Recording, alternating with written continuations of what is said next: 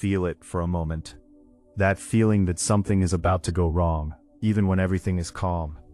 The mind that won't shut off, rehearsing dialogues, projecting scenarios of abandonment, failure, or loss. You've tried everything to calm that voice. Therapy, breathing, meditation, maybe even medication. And in many moments these tools help. They are like painkillers for the soul. But there is a root, a deeper layer that most therapeutic approaches do not reach. Not for lack of technique, but for lack of language. Because this root is not merely psychological, not merely chemical, not merely behavioral. It is spiritual. And that is what we are going to talk about now. What I am about to propose may, at first, sound strange. Anxiety, for practical spirituality, is not a mistake. It is not your fault. It is very often the proof that your soul is alive, trying to communicate something that your conscious mind hasn't yet learned to decode. Dr. Bruce Lipton, one of the great names in epigenetics, teaches us something extraordinary with his research on the cell. He shows that the cell membrane is not an inert wall. It is an intelligent skin that chooses what enters, and the cell operates in only two modes: growth or protection. When the environment is perceived as safe, the cell opens up to grow, connect, heal. But when the environment is perceived as threatening, it closes down. Its nucleus, which carries all your potential for expression, contracts. Anxiety, my friend, is precisely the physical sensation of that closure. It is your biological body screaming, "I am in protection mode, I cannot expand here." And traditional therapy focuses on the thought that generated the anxiety. But the spiritual root lies in the environment you are programming second by second, with your own energy. And here enters Neville Goddard, a mystic who understood the power of imagination like few others. He said that imagination is not an escape from reality. Imagination is the battlefield where reality is created. Anxiety, therefore, is nothing more than a powerful, disciplined, and completely misdirected imagination. You imagine the disaster with rich detail. You feel the disaster in your body. You live the disaster before it happens. And your rational mind tries in vain to use logic to erase those images. But logic does not erase an image. Only another image can replace it. The introduction I offer you here is an invitation to turn the key. Not to fight anxiety as an enemy, but to understand it as an unconscious language. A language that therapy, focused on the ego and personal history, often does not have the code to translate. And it is this code that we will begin to decipher now. Let's talk about the big trap, the most painful illusion that keeps anxiety alive and well-fed. There is a silent belief, so deep you never question it, that says the following: if I think of all the bad scenarios, if I prepare for the worst, then nothing will catch me by surprise. I will have control. Understand the diabolical subtlety of this logic. You are in fact making a pact with fear. You are saying to the universe, I prefer the pain of anticipation over the pain of surprise. And this choice, made thousands of times a day, is the foundation of chronic anxiety. The problem is that the body doesn't know the difference between the real experience and the experience imagined with intense emotion. Bruce Lipton showed us that the internal environment of your belief is as real to the cell as the external environment. If you spend the whole day in your safe room, but your mind is constantly sending chemical panic signals because you are imagining a layoff, a fight, an illness, your cells receive the instruction, constant danger.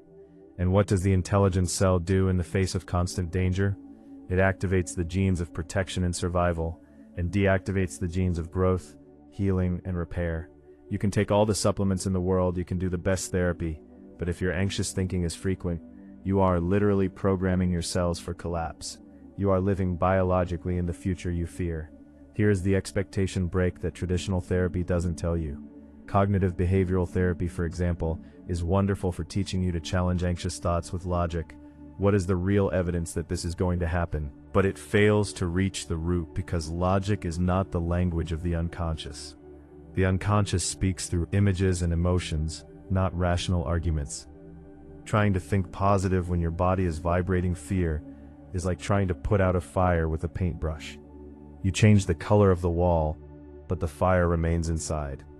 The frequency of fear is not undone by the logic of optimism. It can only be undone by a higher frequency that cancels it out. And the practical consequence of this is devastating. While you use your vital mental energy to build, rehearse, and feel scenarios of failure, loss, or rejection, which is an act of unconscious and powerful imagination, your body doesn't wait. It responds as if the failure has already happened. Your heart rate accelerates, your breathing becomes shallow, your muscles contract. You are living now in the catastrophic future. The present, which is the only place where peace exists, turns into an anxious waiting room. You don't inhabit the now, you endure it while waiting for the blow. It's a form of silent martyrdom. The secret no one tells is that trying to control the future is the most effective method of destroying the present. And without a safe present, no cell, no soul can expand. Imagine a person holding the steering wheel of a car that has stopped. They don't start the car, they just sit there spinning the wheel frantically left and right. The car shakes, the tires squeal, the engine isn't even on, but they sweat, they get tired, they believe they are doing something. They confuse agitation with progress, compensatory movement with effective action. Anxiety is exactly that. You spin the steering wheel of your destiny in all directions, trying to avoid accidents that only exist on your mental screen. The car doesn't move. The invisible road of your life calls you, but you don't move because you are too busy preparing. The truth that liberates is harsh. You do not control the future. You never have, and peace will not come when you manage to control it. Peace will come the moment you let go of the wheel, start the engine of trust, and accept that the only thing you can drive is your presence in the now. Now, let's dive into the most neglected spiritual root of all, the root that therapy, with its focus on the ego and personal history, rarely reaches. Anxiety, at its energetic core, is the forgetting of your own frequency. It is the dissonance between the vibration of your desire and the vibration of your current belief about yourself. The hidden pain here is a primitive fear, almost animal, that the universe, God, life, or whatever you call a greater force, is indifferent to you. You fear that your soul cries out for peace, and the cosmos responds with silence. So in despair, you start shouting with your anxiety, as if the volume of your worry could force the universe to pay attention. But the fundamental law of manifestation, which is not cheap mysticism, but quantum physics applied to consciousness, says this: the energetic field of your presence does not respond to your verbal request, it responds to your state of being. If you're sitting in meditation, repeating "I want peace, I want peace, I want peace," but inside your body is tense, your jaw clenched, your heart tight waiting for a bad phone call, you are not vibrating peace. You are vibrating the lack of peace. You are vibrating the deep fear that peace will never arrive. And the universe, obedient and mechanical as a mirror, reflects back the strongest instruction: fear. Anxiety is not a punishment. Anxiety is the painful confirmation that you are, at this very moment, sending the wrong instruction to the field of your life. You are vibrating the question, when will peace come, and not the answer, I am peace. And here lies an invisible, subtle error that self-help spiritual books rarely point out. Therapy helps you name the anxiety, which is good. This is anxiety, you say, but it rarely teaches you that this emotion, this state, this frequency, is a coherent and real electromagnetic field. Anxiety has an energetic signature, and that signature is a magnet. You are not just reacting to the chaos of the world. You are, unconsciously, summoning situations, people, events, and synchronicities that justify the existence of that field. If you vibrate the fear of betrayal, the universe is not cruel. It is mechanical. It will bring you people who almost magically will activate your distrust. Not because they want to, but because you asked. Show me betrayal. Your body vibrates. Here it is, responds the mirror. Anxiety is not the reaction to the problem. Anxiety is the instruction for the problem to continue manifesting. Beware then of the trap of false spirituality. False performative spirituality, which many practice unknowingly, says, use affirmations. Say I am safe every day in front of the mirror. The problem is not the affirmation itself.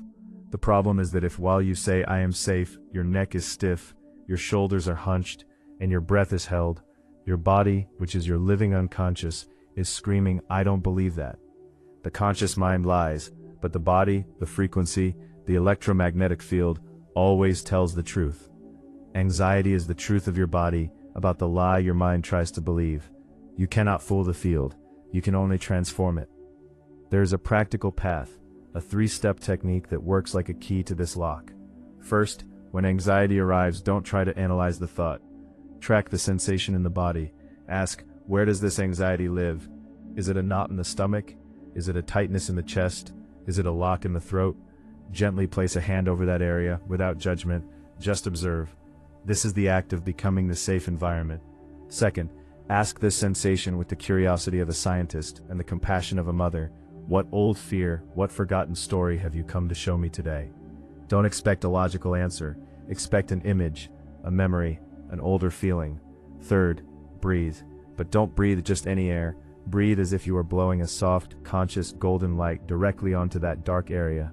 Inhale peace, and exhale literally the physical form of fear. This is not escape.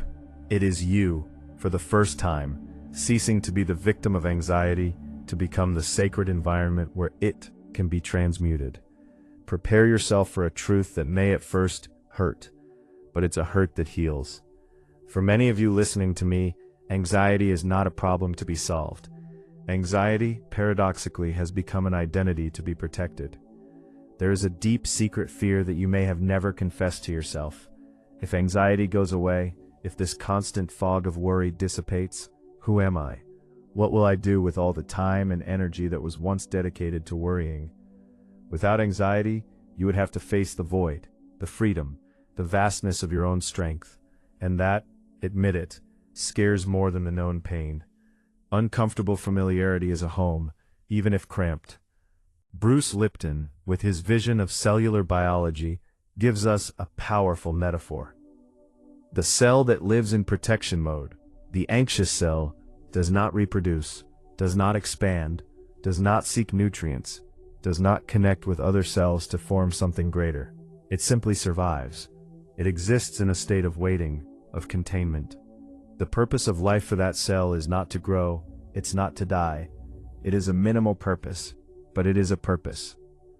Chronic anxiety keeps you, human being of immense soul, in that same minimal state of survival. You traded the expansion of your consciousness, the creation of your work, the depth of your affections, for the distorted security of a known problem. Anxiety gives you a focus. It tells you, worry about this, about that. And while you worry, you don't have to ask yourself, why am I alive? What did I come here to do? What is my unheard song? Anxiety is the sound signal that prevents you from hearing the silence where your soul speaks. There is a silent factor, a biochemical addiction mechanism that sustains this anxious identity. It's called the dopamine of worry. Your brain is a problem-solving machine. When you create a catastrophic scenario in your mind, your brain goes on alert. Later, when you find a solution for this imaginary scenario, which usually solves nothing, your brain releases a small, tiny but real dose of dopamine, the neurotransmitter of pleasure and reward. You feel a brief relief. Oh, if X happens, I'll do Y. The problem is that scenario X didn't exist.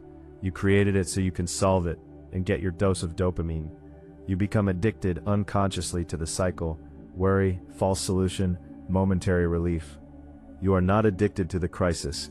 You are addicted to the feeling of control that the crisis justifies. Therapy can give you tools to deal with the crisis, but it rarely points out that you are fabricating crises to feel in control of something. Let me tell you a true story with details changed to preserve anonymity, but true in its essence. There was a woman, over 40, who suffered from debilitating social anxiety since adolescence. She did therapy for years, learned breathing techniques, learned to challenge her thoughts, learned to function in the world. And she functioned, went to work, shopped, raised her children. But the anxiety never went away. It was like a constant background hum, until in a deep work of self-observation she had a breakthrough. She realized that the anxiety kept her small, invisible, discreet. She couldn't speak in public, couldn't stand out, couldn't disagree with the boss. And then came the terrifying question: what happens if I no longer have anxiety? The answer came like thunder. I could shine. I could take up space. I could be rejected for being great. The anxiety wasn't the fear of the other. It was the fear of her own greatness. The anxiety was the shield she used to avoid facing the terror of being fully who she was. When she, in an act of spiritual courage, thanked the anxiety for protecting her for so long, and asked its permission to let it go. Something unraveled. The root wasn't pulled out with technique. It was dissolved with consciousness. You are like an eagle that was raised in a chicken coop since it was little. You learn to peck the ground, to fear the sky, to be content with crumbs. The ground is familiar, even if cramped and dirty. The sky is immense, unknown, and in the eyes of the chicken, lonely and dangerous. Therapy is an excellent tool for fixing up the chicken coop. It can change the straw bed, it can paint the walls, it can even put in a window. But the spiritual root of your anxiety, my friend, will only be pulled out the moment you look at the sky, feel the wind on the feathers that were always there, and jump. The fear of falling is less than the pain you feel now. The pain of never having flown is the greatest pain an eagle can endure. And you weren't born to peck. You were born to tear the sky apart with your shadow. If you've made it this far, perhaps a new possibility is opening up. That anxiety is not your enemy, but a brute force, a wild horse you can learn to ride and direct. Behind all anxiety, what hides is not a request for peace. What hides is a deep request for certainty. You don't just want to be calm. You want to know what comes next. You want the complete map of the journey before taking the first step. Anxiety is the agony of not having the map. And I need to tell you a truth that will hurt and liberate. Life will never give you the map. It is not in the nature of life to deliver a map. But life, the universe, your own soul, will give you something much more powerful, a compass. And the name of this compass is cardiac coherence, frequency attunement, trust in your ability to navigate the unknown. You don't need to know where you're going. You need to know who you are while you walk. Spiritual neuroscience gives us an extraordinary key. Anxiety and excitement, the pleasurable anticipation of something good, have exactly the same chemical signature in your body. Both release cortisol, adrenaline, and noradrenaline, the same hormonal cocktail that speeds up your heart, sharpens your senses, and prepares your muscles for action. The only difference between paralyzing anxiety and driving excitement is not chemical. It is interpretation. It is the label your mind places on that signal. Anxiety is the interpretation. This is dangerous. This is threatening. I am not prepared. Excitement is the interpretation. This is challenging. This is new. I am ready.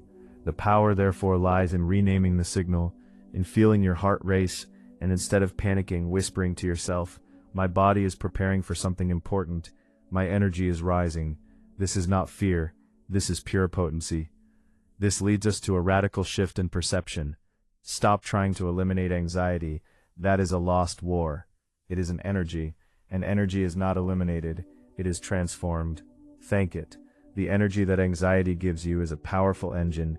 You can use that same engine to drive a car towards a cliff, if the thought is one of fear, or you can use the same engine to accelerate towards your destination, if the thought is one of inspired action. The right question is not, how do I stop feeling this energy? The right question is, where am I going to direct this force now? It is here. You feel it. What will you do with it? Will you use it to rehearse the disaster, or to build the foundation of your dream?